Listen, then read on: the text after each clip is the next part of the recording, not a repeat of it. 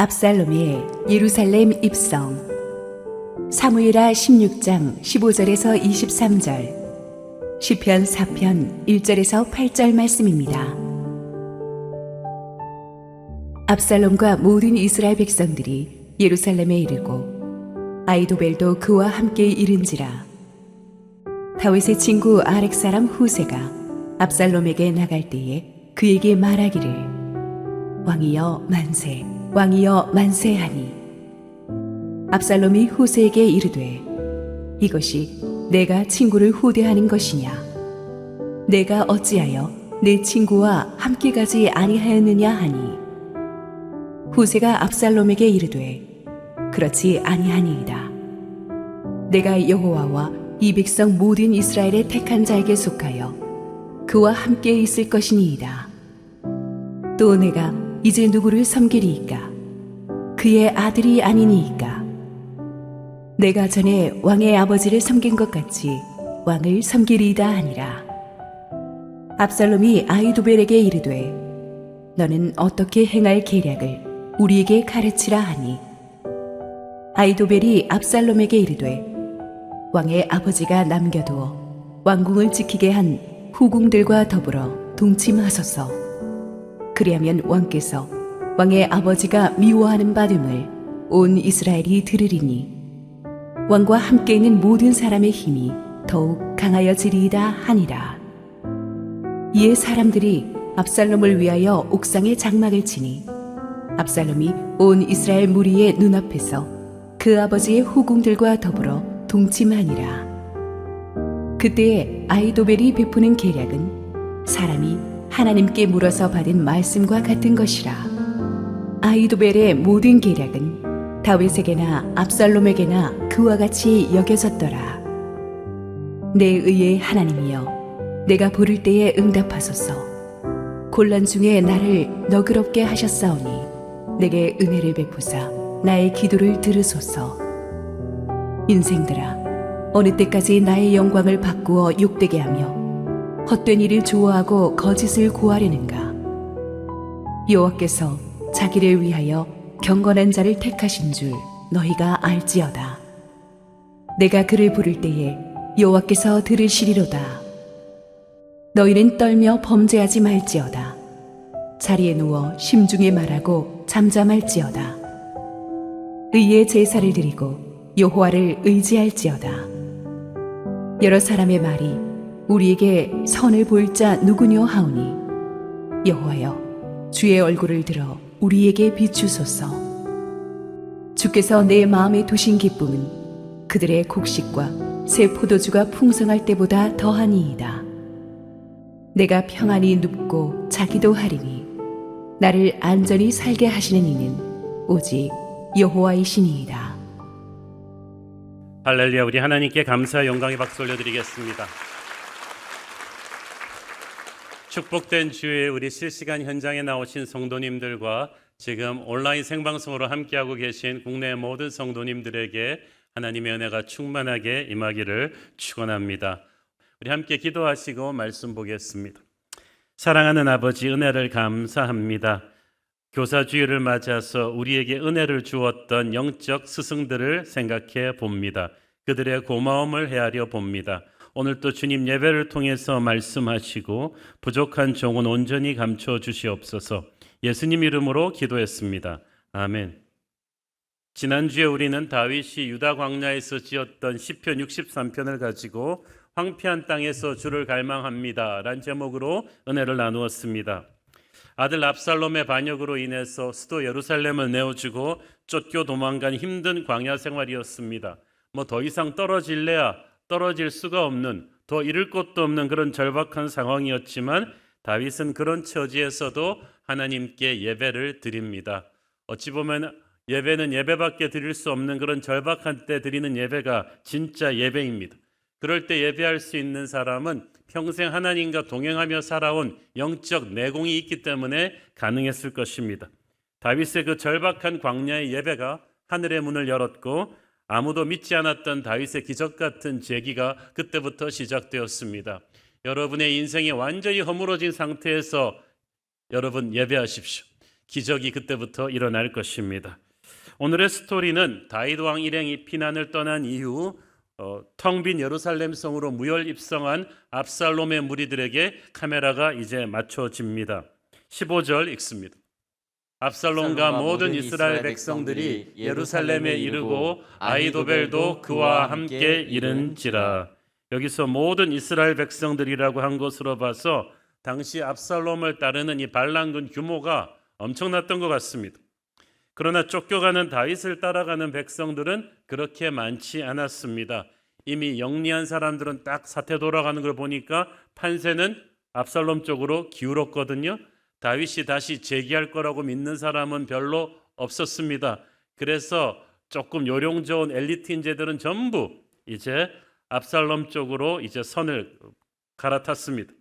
그런데 반란 초기에 이런 파격적인 성공이 오히려 압살롬에게는 독이 되었습니다. 자기 편에 합류하는 사람들이 많아지면서 지지율이 급상승하면서 압살롬이 어깨에 힘이 들어가기 시작했습니다. 정치하시는 분들 지지율 올라갈 때 조심하십시오. 그때가 진짜 위기입니다. 다윗 왕은 죄 없는 백성들의 인명피해를 줄이기 위해서 예루살렘 성을 지키기 위한 결사항전을 하지 않았습니다. 그리고 그냥 퇴각했기 때문에 압살롬의 군대는 다윗 왕의 군대와 별다른 충돌 없이 예루살렘을 점령할 수 있었습니다. 다윗 왕이 백성을 사랑해서 한 거하지 않은 것이지 힘이 없어서 후퇴한 것이 아닌데도 압살롬은 이미 천하를 손에 다진 듯 오만방자해졌습니다. 이것은 압살롬으로 하여금 아버지의 군대를 깔보는 치명적인 판단 미스를 초래했습니다.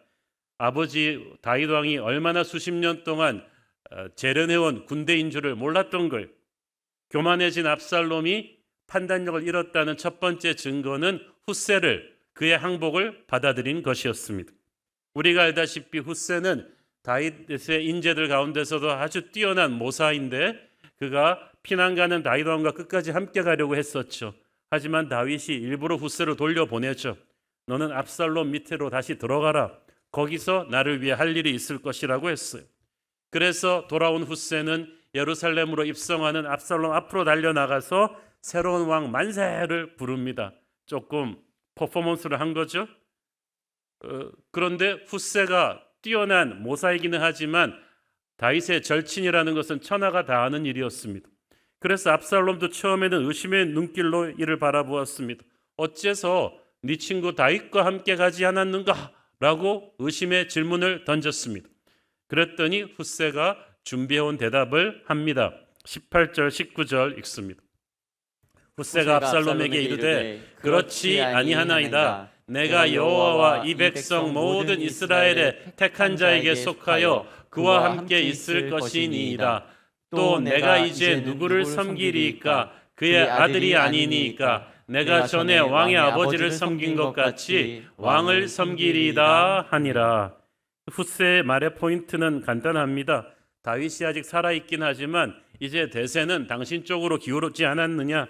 그래서 이제 아버지 다윗을 섬겼듯이 내가 당신을 섬기기로 했다.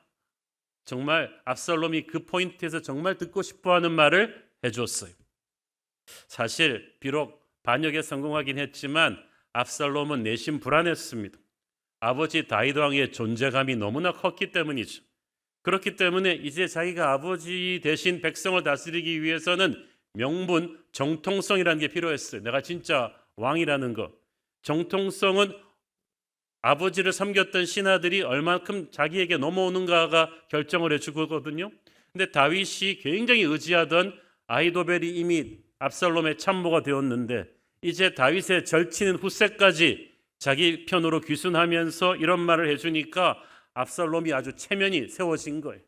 기분이 좋아진 압살롬은 더 이상 훗세의 투항을 의심하지 않고 받아들였습니다. 아까도 언급했듯이 압살롬이 지금 예루살렘을 쉽게 점령하고 나서 너무 교만해졌어요. 이제 나는 구분응선을 넘었구나. 판단력을 상실했습니다. 하나님께서는 그 교만의 틈새로 훗세의 계략이 성공할 수 있는 발판을 만드셨습니다. 영화 반지의 제왕에 보면은 이 프로도가 절대 반지를 가지고 적의 심장인 모르드 제국 한가운데로 들어가죠. 거기서 그 절대 반지를 파괴시켜 가지고 악의 세력을 중심에서부터 무너뜨려 버립니다. 이제 압살롬의 참모로 잔입한 후세가 바로 그 역할을 감당하게 됩니다. 후세는 압살롬이 지배하는 나라에 있었지만 진짜 왕인 다윗에게 충성을 다하는 사람이었습니다. 그는 다윗을 위해 무엇을 해야 하는지를 알았어요. 그것은 반역의 숙의 압살롬을 무너뜨리는 일이었습니다. 우리 역시 세상에 살지만 우리는 세상의 권세 잡은 마귀에게 충성하는 사람이 아니고 영원한 하나님 나라 백성입니다. 우리는 이 세상의 가치관과 법을 그대로 따르지 않습니다. 그래서 우리가 바로 하나님이 이 땅에 숨겨놓으신 하나님의 군대인 거예요. 지금 인간적인 눈으로 보면 전 세계적으로 기독교가 참 위기죠. 미국, 유럽, 캐나다 같은 기독교 국가들이 이제 이슬람 사원들이 많이 세워지고 교회가 많이 위축되어 있는 것 같지만 그러나 하나님의 역사는 또 새롭게 움직이고 있습니다. 우리가 정말 강력한 회개 강국이라고 불리는 이란 같은 곳도요, 얼마나 많은 지하 교인들이 지금 세례받고 있는지 몰라요. 저 무서운 북한 땅에도 하나님께서 하나님의 사람들을 준비시켜 놓았다고 저는 믿습니다. 하나님의 나라는 후세처럼 처음에는 겨자씨처럼 미약합니다. 그러나 엄청난 포텐셜을 가지고 있습니다. 세상 속에 들어가서 어느 순간에 폭발하면 압살롬의 세력 안으로 들어가서 폭발했던 후세처럼 세상의 권세를 무너뜨리는 힘이 있습니다. 우리는 그것을 믿고 있어요. 자, 후세의 귀순을 받아들인 압살롬이 의기양양해졌습니다. 예루살렘 왕궁으로 기세 좋게 들어와서 아버지가 앉았던 왕자에 떡하니 앉아보면서 폼도 잡아봅니다. 그러다가 이제 내가 뭘 먼저 해야 되나 하고 생각을 하다가 아히도벨을 불러서 조언을 구하죠. 이제 제가 먼저 무엇을 해야 됩니까? 그런데 우리 생각에는 뭐 내각도 구성하고 백성들 곡간을 열어서 이제 민심도 안정시키고 이런 걸 해야 될 것 같은데 아히도벨이 가장 먼저 하라고 시킨 일은 너무나 무서운 일이었습니다. 20절 21절 읽습니다. 압살롬이 아히도벨에게 이르되 너는 어떻게 행할 계략을 우리에게 가르치라 하니 아히도벨이 압살롬에게 이르되 왕의 아버지가 남겨두어 왕궁을 지키게 한 후궁들과 더불어 동침하소서. 그리하면 왕께서 왕의 아버지가 미워하는 바 됨을 온 이스라엘이 들으리니 왕과 함께 있는 모든 사람의 힘이 더욱 강하여지리이다 하니라. 정말 무서운 제안을 하죠. 아버지가 남겨두고 간 후궁들과 백주대낮에 동침해서 모든 백성들이 알게 하라는 거예요. 고대 군동에서는 전쟁에서 이기고 승리한 왕이 이전 왕의 후궁들을 이런 식으로 취하곤 했습니다. 그것은 모든 사람들에게 이제 권력의 축이 바뀌었다는 것을 선포하는 거예요. 물론 그것은 권력을 잃은 왕에게는 죽음보다 더한 수치였죠. 하지만 이미 그 시점에 갔을 때는 패배한 왕은 죽음을 당했거나 아니면 노예로 전락한 뒤였기 때문에 별 문제가 없었어요. 그런데 그거는 제3자들끼리 얘기고 지금 압살롬은 아버지를 상대하고 있단 말이에요. 아버지의 후궁들을 범한다는 것은 보통 사람은 생각지도 못할 너무나 무도한 짓입니다. 그런데 아히도벨이 이걸 시켰어요. 아히도벨이 이 일을 시킨 데는 몇 가지 무서운 노림수가 있습니다. 첫째는 모든 백성들의 가슴에 공포를 심으려는 거죠. 내가 이런 짓까지 서슴지 않을 정도면 내가 못할 일은 아무것도 없다. 내가 젊은 왕이라고 해서 나를 우습게 보지 말라 그거죠. 그리고 백성들로 하여금 다윗은 이제 죽은 것이나 다름없다는 이런 모욕을 당하고도 아무것도 못할 것이다 라는 것을 백성들에게 인지시키기 위함이었습니다. 또한 왕과 함께 있는 모든 사람의 힘이 자기 진영 세력이죠. 자기 추종자들이 이렇게 해서 더욱 강하여지리이다. 더욱 강하게 결집하게 될 것이다. 그러니까 압살롬은 지금 분열된 백성을 어울리는 통합 정치는 아니에요. 그냥 자기 지지자들만 결집시키는 진영 논리로 다스리겠다는 거예요. 남의 나라를 침략해가지고 내부의 불만을 외부로 향하게 하는, 그래서 자기 지지율을 끌어올리는 푸틴 같은 독재자의 전형적인 수법이죠. 아주 악한 세상 군주의 방법입니다. 또한 아히도벨은 압살롬으로 하여금 다윗이 가장 증오할 만한 일을 저지르게 함으로써 혹시나 있을 수 있는 부자 간의 화해를 아예 불가능하게 만들어 버리려고 했습니다. 정말 무서운 사람이에요. 아히도벨이 왜 이렇게까지 했느냐? 그가 다윗이 오래전에 불륜을 저질렀던 밧세바의 할아버지였다는 거 제가 말씀드렸죠. 그래서 아히도벨은 다윗에 대한 개인적인 원한이 깊었습니다. 그래서 다윗, 네가 남의 아내를 짓밟아서 그렇게 상처를 주었으니 너도 한번 너의 여인들이 다른 남자에게, 그것도 네 아들에게 짓밟히는 수치를 겪어보라는 이 아히도벨의 개인적인 원한이 컸습니다.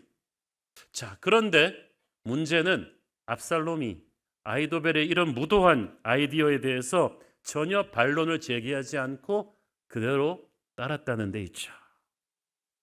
이것은 그러니까 아히도벨에게 책임을 물을 수밖에 없는 거예요. 왜냐하면 최종 결정을 압살롬이 했어요. 성경에 보면 이스라엘 주택의 옥상은 하나님과 만나는 기도하는 곳으로 사용되는 곳입니다.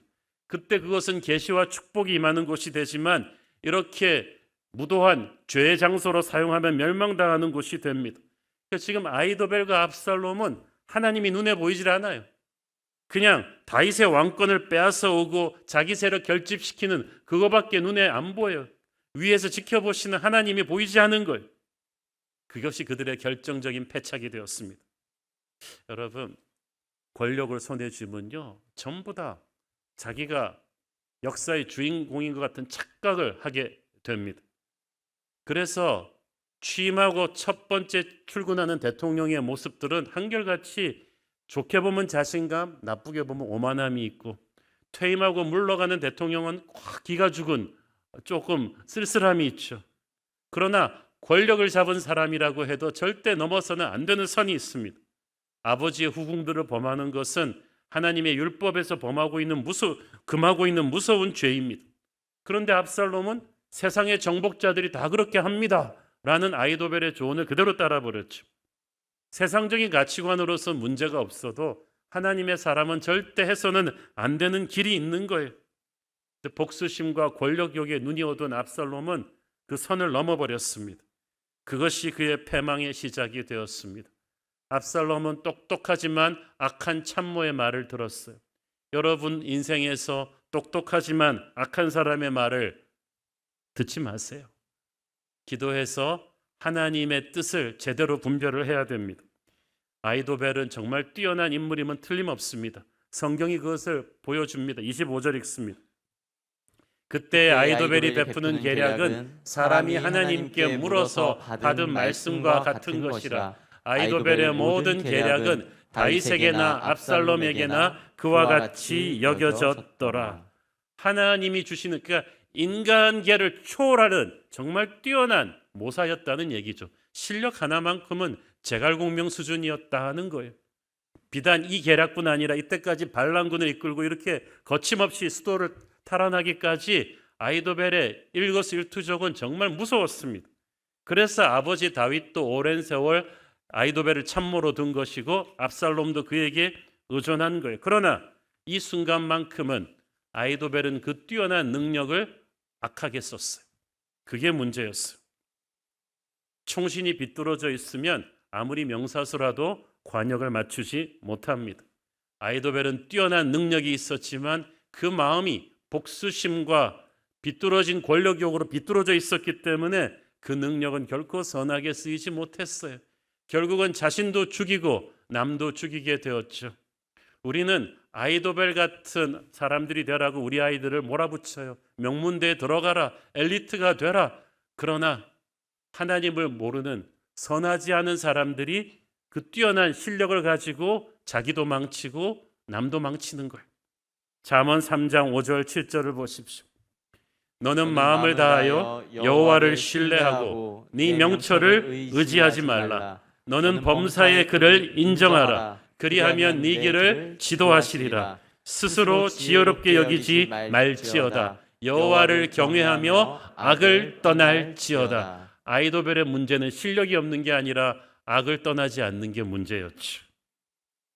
자, 예루살렘을 점령한 압살롬이 교만해져 가지고 이렇게 아나무인으로 무도한 짓을 저지르고 있었을 때 광야의 다윗은 무엇을 하고 있었을까요?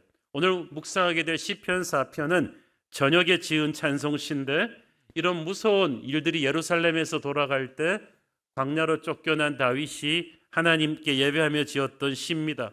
그것은 다윗의 하나님을 향한 기도였습니다. 1절 읽습니다. 내 의의 하나님이여 내가 부를 때에 응답하소서. 곤란 중에 나를 너그럽게 하셨사오니 내게 은혜를 베푸사 나의 기도를 들으소서. 보다 정확히 번역하자면 나의 의로움을 판단해 주시는 하나님이시여, 그 뜻이에요. 압살롬의 반역 세력들은 똑똑하고 치밀해 가지고요 수년 동안 민심을 잡았어요. 그들은 다윗에 대한 불만 세력을 어떻게 규합할지, 다윗에 대한 악성 루머를 어떻게 퍼뜨릴지, 그래서 엘리트들과 백성들의 마음을 어떻게 휘어잡을지 너무나 잘 알고 있었어요. 그런데 다윗은 자기를 일일이 변명하지 않았습니다. 압살롬은 민심을 잡는 데 주력했지만 다윗은 하나님의 마음이 어떤 것인가에 집중하고 있었거든요. 다윗이 잘못하면 언제나 하나님 앞에서 회개했습니다. 그래서 불선한 세력들이 퍼뜨리는 거짓 루머 때문에 다윗이 일일이 변명하거나 흔들리지 않았죠.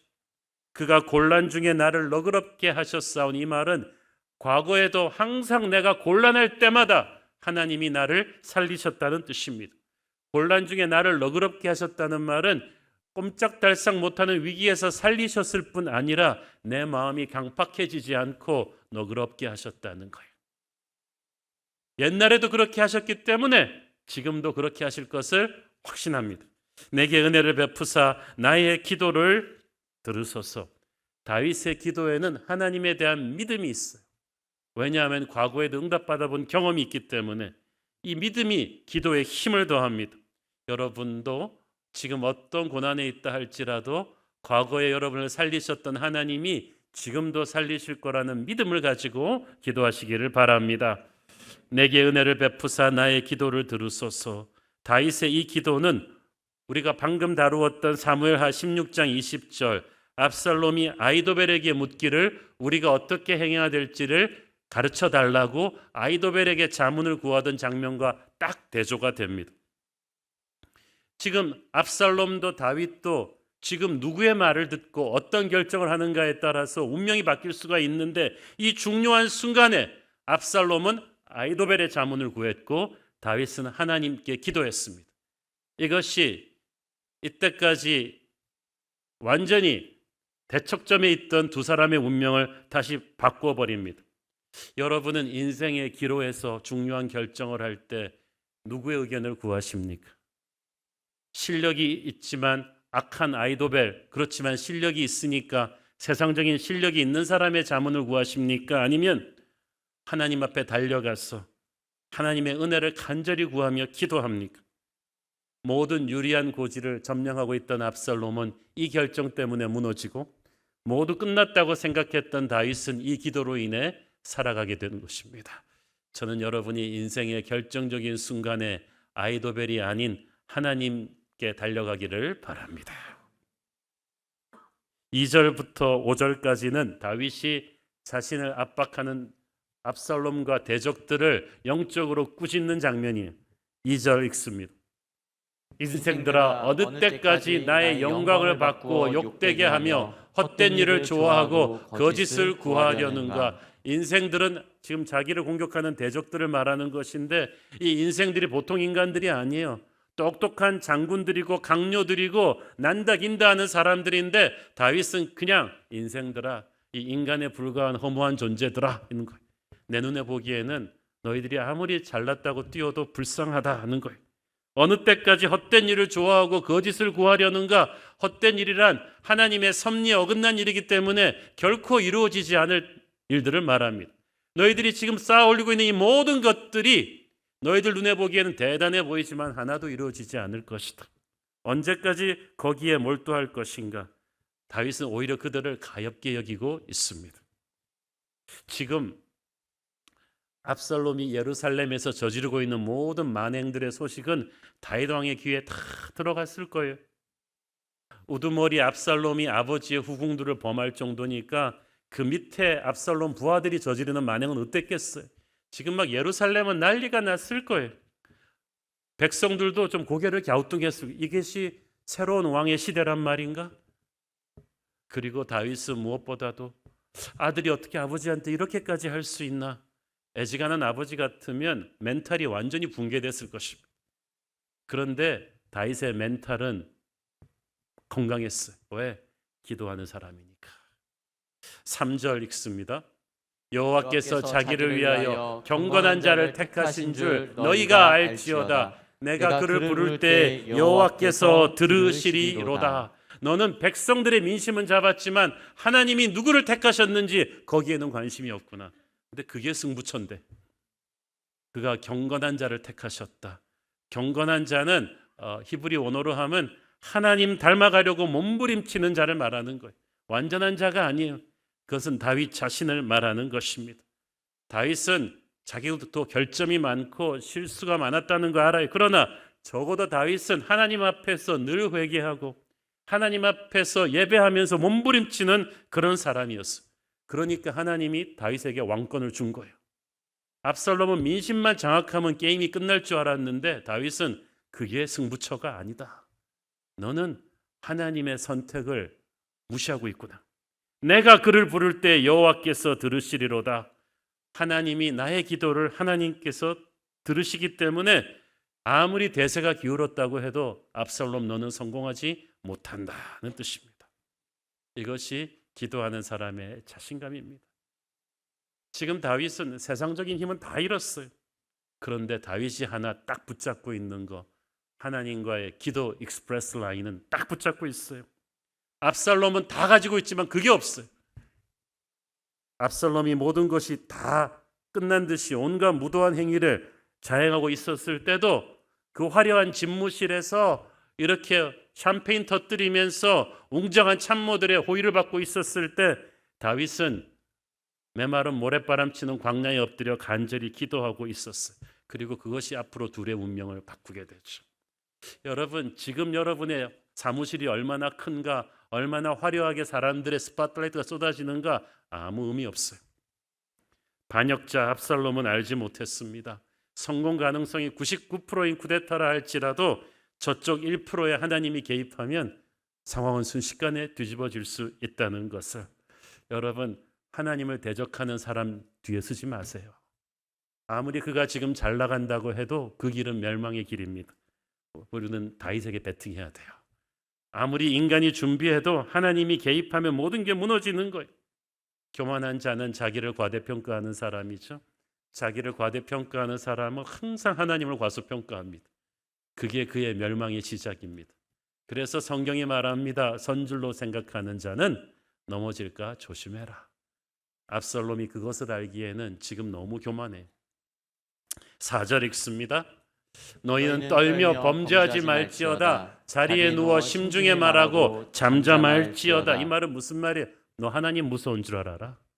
지금 권력 잡았다고 입에서 나오는 대로 막 떠들지 마라. 하나님께서 반드시 하나님을 거역하는 모든 말들에 대한 책임을 지게 하실 것이고 심판하실 것이다. 하나님 두려운 줄 알고 회개하라는 거예요. 그러니까 다윗은 지금 그냥 감정적인 저주 퍼붓는 게 아니라 영적으로 무지한 그들에게 회개를 지금 촉구하고 있죠. 5절 읽습니다. 의의 제사를 드리고 여호와를 의지할지어다. 갑자기 다윗이 제사 얘기를 왜 해요? 하나님의 나라기 때문에 압살롬의 무리들도 예루살렘 점령하자마자 예배는 드렸어요. 백성들 앞에서 자기 정통성을 보여줘야 되니까. 그러나 그들의 예배는 거짓된 예배였죠. 그게 제대로 된 예배겠어요? 온 백성들이 알도록 아버지의 후궁들과 동침하고 온갖 만행을 저지르면서 또 와서 예배는 드리는, 오늘날도 그런 예배 드리는 사람들 많아요. 세상에서 너무나 무도하게 살고 주일날 교회 와서는 예배를 드려요. 그건 거짓된 예배죠. 예배가 거짓되니까 그의 삶에는 힘이 없어요. 하나님의 기름 부으심이 떠난 거예요. 의의 제사를 드려라는 것은 너의 예배는 예수님의 보혈로 새로워져야 된다. 회개하는 예배를 드려라. 여호와를 의지할지어다. 너는 지금 그 많은 군사들을 믿고 민중의 지지를 의지하고 있지만 진짜 의지할 분은 하나님 한 분인데 너는 지금 어떻게 하려고 하느냐? 그걸 꾸짖어 주는 거지.